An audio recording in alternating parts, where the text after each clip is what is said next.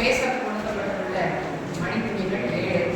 ஆண்டவர் சிலுவையிலே முடிந்த வார்த்தைகள் 7. இந்த 7 நிமிடங்களுக்குள்ளாக நம்முடைய செய்தியை நிறைவு செய்ய நான் விரும்புகிறேன். சிலுவையிலே ஆண்டவர் சொல்லிய முதல் வார்த்தை, இதை தியானிப்பதற்கு முன்பதாக சென்று தலையை சாய்ந்து ஜெபிப்போம். விசேஷம் 23ஆம் அதிகாரம் வசனங்கள் 34. பிதாவே இவர்களுக்கு மன்னியும், தாங்கள் செய்கிறது இன்னதென்று அறியாதிருக்கிறார் என்றார். இந்த வசனத்தின்படியாக நாம் இன்று கற்றுக்கொள்ளுகிறதான பாடம் என்ன என்பதை குறித்து சில வசனங்களை நான் உங்கள் முன்பதாக நிறுத்த விரும்புகிறேன். நான் இந்த உலகத்திலே எப்படி வாழ வேண்டும் என்பதை குறித்ததான வசனங்கள் தான் ஆண்டவர் இந்த உலகத்திலே நம்மளுக்கு மாதிரியை பின்பற்றி சிலுவையை பற்றிய உபதேசம் கெட்டு போகிறவர்களுக்கு வைத்தியமாய் இருக்கணும். ஆனால் ரட்சிக்கப்படுகிற நமக்கு சிலுவையை பற்றிய உபதேசம் அது தேவ பலனாய் இருக்கிறது சொல்லி வேதத்திலே நாம் வாசிக்கிறோம். இந்த சிலுவையை பற்றிய உபதேசங்களை நாம் அந்த ஒவ்வொரு நாளும் தியானித்து அதன்படி நாம் நடக்கிறவர்களாக காணப்பட வேண்டும். சிலுவையிலே ஆண்டவர் சொல்லிய முதல் வார்த்தை, பிதாவே இவர்களுக்கு மன்னியும், தாங்கள் செய்கிறது இன்னதென்று அறியாதிருக்கிறார்களே. சில வேளைகளிலே நம்மளுடைய குடும்பங்களிலே சரி, நம்முடைய பணித்தளங்களிலே சரி, என்ன காரணம், என்ன ஒரு ரீசன் எதுவுமே இருக்காது. ஆனால் திடீரென்று நம்மளோடு கூட அவர்கள் பேச்சை நிறுத்திக் கொள்வார்கள். என்ன காரணம் என்று காரணமே இல்லாமல் நம்மை பகிக்கிறவர்கள் அதிகமாக இருப்பார்கள். இப்படிப்பட்ட மனிதர்களையும் நீங்கள் கடந்து போகலாம். அவர்களையும் மன்னிக்கிற ஒரு அனுபவம் என்பது நமக்கு. இந்த மன்னித்தல் என்பது சாதாரண ஒரு நிகழ்வாக நடந்து விடாது. யாரை என்றாலும் நாம் எளிதில் ஒரு கடன் கேட்டால் கூட கொடுத்துருவோம். ஆனால் மன்னிப்பு என்பது நம்மளுடைய மனதிலே அது சரியான நேரத்துக்கு உடனே வெளிப்படாது. அந்த மன்னிப்பு என்பது மிகவும் கடினம். அது நம்முடைய குடும்ப சூழ்நிலை, குடும்பத்தில் இருக்கிற நபர்களானாலும் சரி, வெளியிடங்களினாலும் சரி, மன்னிக்கிறது என்பது அது ஒரு கடினமாக இருப்பதனாலதான் ஆண்டவர் சிலுவையிலே அவருடைய அடிச்சுவடுகளை பின்பற்றி வைக்கும்படியாக நம்மளுக்கு மாதிரியை வைத்து போகிறார். பிதாவே இவர்களுக்கு மன்னியும் என்று சொல்லி, இந்த மன்னிப்பு என்பதை நாம் எப்படி நம்மளுடைய வாழ்க்கையிலே செயல்படுத்த வேண்டும், வேதத்திலே யார் மன்னித்தார்கள் என்பதை குறித்தும் அந்த மன்னிப்பினால் ஏற்பட்ட ரட்சிப்பை குறித்தும் நாம் நிறைய இடங்களிலே நாம் வாசிக்கின்றோம். நாம் ஏன் பாவங்களை நாம் பிறர் நமக்கு செய்த துன்பங்களை நாம் ஏன் மன்னிக்க வேண்டும் என்று சொல்லி வேதத்திலிருந்து சில காரியங்களை சொல்லுங்கள். மத்திய 6ஆம் அதிகாரம் இருப்பிடத்தை மட்டும் சொல்லிடுவோம், யாரும் வாசிக்கிறோம். மத்திய 6ஆம் அதிகாரம் 14-15 வசனங்கள்ல, மனிதனுடைய தவறுகளை நாம மன்னிக்கும் பொழுது பரமபிதா நம்முடைய தப்புதங்களையும் அவர் மன்னிப்பார். நாம அவர்களுக்கு மன்னிக்கலைன்னா அவரும் நம்முடைய தப்பிதங்களை நமக்கு மன்னிக்க மாட்டார் என்று எழுதியிருக்கிறார். அப்ப பிறரை மன்னித்தல் என்ற பண்பு, பிறரை மன்னித்தல் என்கின்ற அந்த குணம் நம்மளுக்குள்ளே இருக்க வேண்டும். இந்த மன்னித்தல் என்ற பண்பு என்ன அப்படின்னா, இறைவனுக்கு நாம கீழ்ப்படுகிறோமா அப்படிங்கிறத இந்த மன்னிப்பு என்ற வார்த்தை நமக்கு கற்றுத்தருகிறது. பிறரை நாம் மன்னிக்க கற்றுக்கொள்ள வேண்டும். மத்திய 22ஆம் அதிகாரம் 35 வசனங்கள் தொடங்கி 40 வசனங்கள் வரை, நான் உண்மை நேசிக்கிறேன், நான் நேசிக்கிறேன் அப்படின்னு ஒருத்தர் நம்ம சொன்னா கூட சொல்லிட்டு, அந்தவரை நான் உங்களை ரொம்ப நேசிக்கிறேன் சப்பா, உண்மை விட்டு எனக்கு யாரும் இல்லை அப்படின்னு சொல்லி நம்ம சொன்னா கூட, நம்ம சொந்த சகோதரனை நாம பகைச்சிட்டோம் அப்படின்னு சொன்னா நாம பொய்யராயிடும். அப்போ சகோதர சிநேகத்திலே நாம நிலைத்திருக்க வேண்டும் என்று சொன்னால் நாம் பிறரை என்ன செய்ய வேண்டும், மன்னிக்கிறவர்களாக இருக்க வேண்டும். நாம சகோதரிடத்துல என்ன செய்ய வேண்டும், அன்பு கூறுகிறவர்களாக இருக்க வேண்டும் என்று சொல்லி வேதம் நமக்கு கற்றுத் தருகிறது. இப்போ ஆண்டவர்கிட்ட பேதுரு தான் ரொம்ப அதிகமாக அன்பா இருந்தாரு அப்படின்னு சொல்லி வேதத்தை நம்ம பார்க்கிறோம்.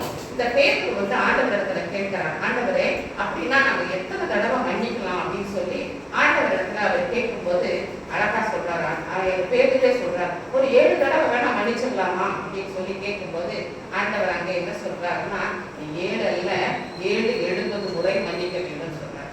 அப்ப 770 கூட்டினா பெருக்குனா 490.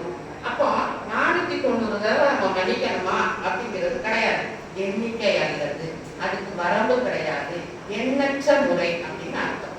சரியா? நம்ம ஒவ்வொருத்தரையும் மன்னிக்கும் போது நம்ம போய் டைரியில ஒரு தடவை மன்னிச்சுக்கேன், 4 தடவை மன்னிச்சுக்கேன் அப்படி யாரும் நம்ம குறிச்சு வைக்கிறது கிடையாது. சோ நம்மளுடைய மன்னிப்பு என்பது எண்ணற்ற முறையாக அவங்க மன்னித்து கொண்டே இருக்கணும்ன்ற அந்த பண்பை நமக்கு இந்த மன்னிப்பு என்கின்ற வார்த்தை நமக்கு கற்றுத்தருகிறது. இந்த சிலுவையில ஆண்டவர் சொல்லிய முதல் வார்த்தையாக வளர்ந்த பூ மன்னிப்பு.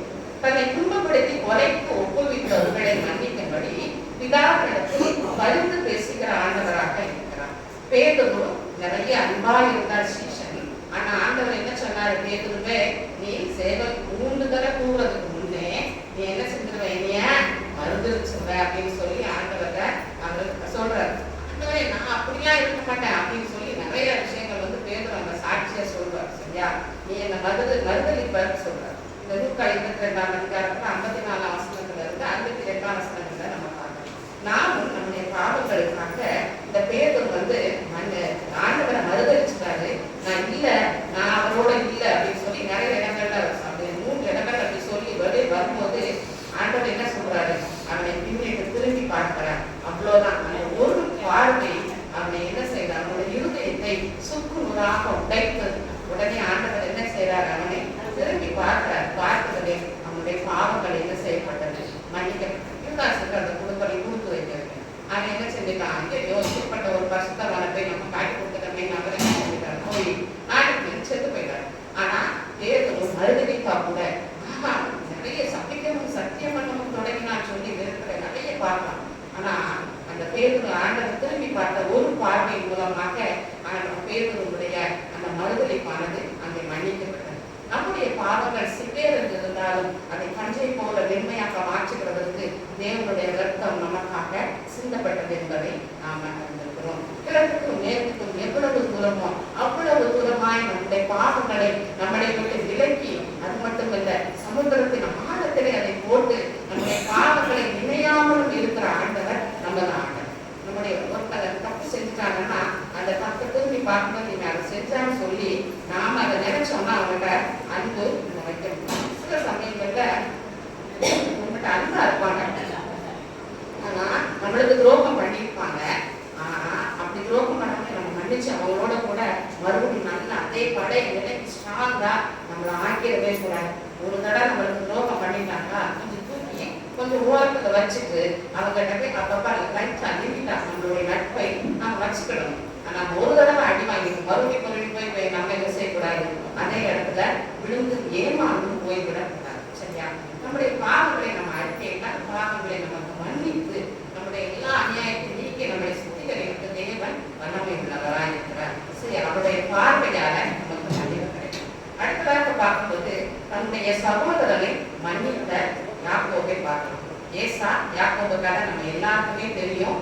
வெறும் கோலும் கையுமாக பிழைக்க சென்ற யாக்கோபை கர்த்தர் பெரிய பரிவாரங்களாக 2 பரிவாரங்களாக அவர் என்ன செஞ்சார், தன்னுடைய சேனைகளை நடத்தி கொண்டு வந்தார். தன்னுடைய சகோதரன் ஏசா முதல்ல என்ன சொன்னாரு, எங்க அப்பாவுக்காக ஒரு நாள் துக்கிக்கின்ற நாள் வரும், அப்ப நான் இவனை என்ன செய்வேன், கொண்டு போடுவேன் சொல்லி தன்னுடைய மனதிலே திட்டமாய் அவன் என்ன செய்யறான், எண்ணிக்கொண்டிருந்தான். தன்னுடைய இருதயத்திலே நினைத்துக் கொண்டான் என்று சொல்லி வேதம் சொல்லுகிறார். அப்ப அவன் அவ்வளவு தூரம் தன்னுடைய சகோதரனை எப்படியாவது கொண்டு போட வேண்டும், ஆசீர்வாதத்தை இவன் என்ன செய்து விட்டானே, இப்படி ஏமாற்றி கொண்டு விட்டானே அப்படின்னு சொல்லி அவன் அவனை குறித்து சொல்லுகிற அந்த நினைவுகள் எல்லாம் வேதத்திலே கொடுக்கப்பட்டிருக்கிறது. இப்ப 2 பரிமாணங்களோடு அவன் வரும் பொழுது என்ன செய்யறான், 2 பேரும் ஒருத்தரை கட்டி பிடிச்சு என்ன செய்யறாங்க, அடுத்து தன்னுடைய சமாதானத்தை தெரிவித்துக் கொள்கிறாங்க. இன்னைக்கு நம்ம குடும்பங்களிலேயும் நிறைய சூழ்நிலைகள்ல நம்முடைய சகோதரத்துல நாம அப்படிப்பட்ட காரியங்கள் பகைக்கான காரியங்கள் இருந்தா அதை மறந்துவிட்டு நம்முடைய திருச்சபைகள்ல நம்ம எல்லாம் ஒரே சரீரம், ஒரே கற்பனையில பாடம் பண்ணுகிறவங்க, ஒரே குடும்பத்தை சேர்ந்தவங்க, நம்மகிட்டையும் அந்த மாதிரி ஒரு பகைமையான உணர்வுகள் ஆலயத்துக்குள்ளே ஒருத்தர் பேசாம இருக்கிறது, அந்த மாதிரி சூழ்நிலைகள்லாம் நம்ம வச்சுக்க கூடாது.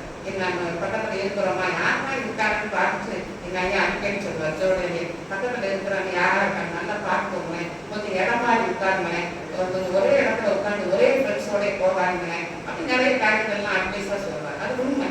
நம்ம பக்கத்துல இருக்கிறவங்களை பார்க்கணும், யாரு இருக்கான்னு பேசணும், ஒருவருக்கு ஒரு பசுத்த வாழ்க்கைகளோட நம்ம என்ன செஞ்சுக்கலாம், நம்மளுடைய அன்பை பரிமாறிக்கொள்ளலாம். இப்படிப்பட்ட அந்த மன்னிப்பின் குணம், அந்த ஐக்கியத்தின் குணம் நம்மளுக்கு சிறுமை கற்றுத் தருகிற.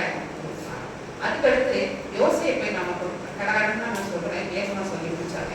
யோசேப்பை நம்ம எடுத்துக்கொள்ளலாம். தன்னுடைய சகோதரர்கள் அவனை இஸ்மவேலுக்காக என்ன செய்வாங்க, இஸ்மவேலோட காசுக்காக மிச்சம் போட்டாங்க. ஆனா அந்த சூழ்நிலையிலுமே அவர் என்ன பண்ணாரு, தன்னுடைய சகோதரர்களை மன்னித்து உங்களுடைய போதனத்திற்காக கர்த்தரை தெரிந்து கொண்டு இந்த பார்மன் தேசத்துல என்ன வைத்தாருன்னு சொல்லி மன்னிக்கிற குணப்படைத்த யோசேப்பை நம்ம பார்க்கிறோம். தன்னுடைய சகோதரர்களை மன்னிக்கிறாங்க. இப்ப ஒருத்தருக்கு ஒருத்தர் மன்னிச்சுக்கிட்டாங்க, யாரை மன்னிச்சாங்க அப்படின்னு சொல்லி இப்படிப்பட்ட இதுல இருந்து நம்ம பார்க்கணும். இன்னொன்னு, ஒருத்தர் தப்பு செய்யறாங்க, நம்ம மன்னிக்கிறோம். ஆனா நம்மளுடைய குடும்பத்துல ஒருத்தர் தப்பு செஞ்சுட்டாங்க, அவங்களுக்காகவும் நாம மன்னிப்பு கேட்கிறதுக்கு தீவிரமா இருக்க வேண்டும் சொல்லி ஒரே ஒரு காரியத்தை மாத்திரம் அது சொல்லி உதவி செய்யணும். நாபால் அபிகாய் அப்படின்ற ரெண்டு பேர் இருக்காங்க. இந்த நாபால் அபிகாய் அப்படிங்கிறது, நாபால் என்பவர் பெரிய பணக்காரர், நிறைய ஆடு மந்தைகள் எல்லாம் வச்சிருக்கிற ஒரு பெரிய பணக்காரர். ஆனா நாபால் என்பற அந்த பேருக்கு சொன்னாலே அவன் கொஞ்சம் முரட்டாட்டம் பிடித்த ஒரு குணம் படைத்தவனாக இருந்தான். அப்ப அவருடைய நாபால் அவருடைய ஆடுகளை எல்லாமே கருமேல் என்கிற அந்த இடத்துல என்ன செய்வாங்க, பராமரிப்பு மையத்தை எல்லா வேலையுமே செய்வாங்க. அப்போ தாவீதுடைய ஆடுகள் அந்த ஆடுகளுக்கும் அவருடைய உண்டான எதுக்குமே ஒரு சேதம் வராம பார்த்து கொள்வாங்க. இதை நீங்க 1 சாமுவேல் 25 வாசித்து பாருங்க. அப்ப எல்லாமே அவங்க பார்த்துக்குவாங்க. அப்போ ஒரு நாள் தாவீது என்ன செய்வாருன்னா, ஆடு அனுப்பி நான் இவ்வளவு நாள் அவங்களுடைய ஆடுகளை எல்லாம் நான் பார்த்து கொண்டேன், அதுக்கு எந்த சேதமும் வராம நான் பார்த்துக்கிட்டேன், அதனால போய் நீ அவன் கையிலே காணிக்கையை வாங்கி போடுவான்னு சொன்னோடனே நாபாலுக்கு ரொம்ப கோவம். ஏன் அப்ப யாரு அவனுக்கு நான் எடுத்து கொடுக்கணும் அப்படின்னு சொல்லி பேசணும்னே. தாவீது நம்மாடு பழைய பலசாலி, அம்மாவுடைய கோலியாத்தே உமா கொண்டு கல்லில் வச்சு ஒத்தைய போட்டா அவருக்கு எவ்வளவு கோவம் வரும். அவருக்கு என்ன அப்படியா சொன்னான், இப்பவே போய் அப்பவே ஒண்ணு இல்லாம ஆக்குதுன்னு சொல்லி தன்னுடைய ஆடுகளெல்லாம் சொல்லி என்ன செய்யறாரு, அனுப்பிச்சு விடுறாரு. இந்த செய்தி யாருக்கு கேள்விப்படுறா, அபிகாயை கேள்விப்பட்டவனே தீவிரித்து என்ன செய்வார், தீவிரித்து போய் தாவீதுக்கு போய் மன்னிப்பு கேட்கிற ஒரு பெண்ணா நம்ம இருக்கிறார். இன்னைக்கு நம்முடைய குடும்பத்துல நம்மளுடைய அவர் மன்னிப்பு கேட்கிற பெண்ணா உடனே அந்த ஒரு என்ன நடக்குது, அவனுக்கு யாருக்கு இப்பொழுது கர்த்தரும் ஒரு வீட்டை கட்டுவாருன்னு சொல்லி தாவீதுக்கு அநேக ஆசீர்வாதங்களை சொல்லி கடைசியில பாத்தீங்கன்னா நாபாலுக்கு அவன் தன்னுடைய சாபத்தினால ஒரு 10 நாட்கள் இறந்து போயிருப்பான். ஆனா 10 நாளுக்கு அப்புறம் இந்த அபிகாய் தாவீது ராஜாவுக்கு மனைவியா தன்னுடைய தனக்கு உண்டான எல்லாவற்றையும் காப்பாற்றி கொண்டதோடு ராஜாவுக்கு மனைவியாகிற அந்த ஒரு பாக்கியம் அவளுக்கு கிடைக்கிறது. இதுல இருந்து நாம் என்ன தெரிகிறது, நாம் யாருக்கு மன்னிப்பு கொடுக்க வேண்டுமோ அதை ஏசப்பட்ட நம்முடைய பாவங்களுக்காக பேருக்கை போல அழுது நம்ம மன்னிப்பு கேட்கும் பொழுது நம்முடைய பாவங்கள் மன்னிக்கப்படும். இரண்டாவது, தன்னுடைய சகோதரர்களை மன்னித்த அந்த ஏசாயாவுடைய அனுபவம், யோசேப்புடைய அனுபவம் நம்முடைய வாழ்க்கையிலே நம்மளுக்கு வேண்டும். அதே போல நம்முடைய குடும்பத்தில் ஒருத்தவங்க நம்முடைய கணவரோ நம்முடைய பிள்ளையோ தவறு செய்திருந்தாங்க, நம்ம அம்மாலாம் வருது இல்லையா, நினைச்சது ஒரு நேரம் அவனை விட்டுருங்க, அடுத்து நம்ம பார்த்துக்கலாம்னு சொல்லி பரிந்து பேசுகிற தாயாக நிறைய இடங்களே நம்ம காணப்படுவோம். அவங்க கோவப்பட்டா சரி விடுதி பார்ப்போம் அப்படின்னு அவங்க நம்மளா சமாதானப்படுத்துறது. மாறி மாறியாக நம்முடைய குடும்பங்களிலே அது நடக்கிறது நாம பார்க்க முடியும். அப்ப ஒருத்தருக்கு ஒருத்தர் மன்னிக்கிற அனுபவம் என்பது நம்முடைய குடும்பத்தில் உள்ளவர்களுக்காக வெகு தெளிவாக அது நாபால் செய்த அந்த காரியத்திற்காக வெகு வேகமாக விரைந்து போய் அதிகாரி எப்படி தாவீதை முறையிட்டு தனக்கு உண்டான எல்லாவற்றையும் காப்பாற்றிக் கொண்டு ஒரு ராஜாவுக்குரிய அந்த மனைவிக்குரிய அந்த பதவியை எப்படி அவர் ஏற்றுக்கொண்டாங்க. அதே போல நாமளும் நம்முடைய வாழ்க்கையில அந்த அதிகாரிகளை போல அந்த விவேகமும் அந்த தைரியமும் சரியான நேரத்தில் செயல்படக்கூடிய அந்த திறனுக்கு உதாரணமாக போற்றப்படுகிற அதிகாரிகளை போல நாமளும் மாற வேண்டும். கிறிஸ்துவனுடைய மன்னிப்பை என்கின்ற அந்த அனுபவத்திற்குள்ளாக நம்ம கடந்து செல்லும் பொழுது அந்த மன்னிப்பு